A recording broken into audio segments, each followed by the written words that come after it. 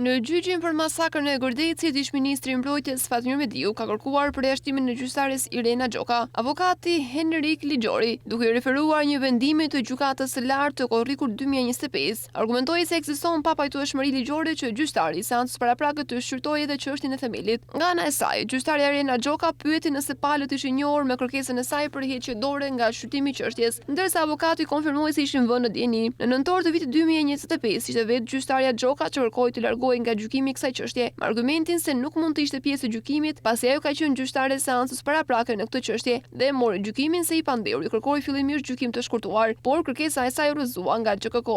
Përfaqësuesi i SPAK Arben Kraja u shpreh se prokurori nuk ka një qëndrim lidhur me kërkesën e avokatëve, ndërkohë gjyqi për masakrën e Gërdecit do të vijojë me gjyqtari Irena Gjokën, derisa kërkesa e avokatit të Mediut të shqyrtohet nga një gjyqtar tjetër. Gjyqi për masakrën e Gërdecit ka nisur në prill 2023. Mediu akuzohet për shpërdorim detyre, pasi sipas SPAK janë shkelur procedurat e ngritjes së fabrikës së demontimit në Gërdec, pra një zonë të banuar si edhe ato të municioneve.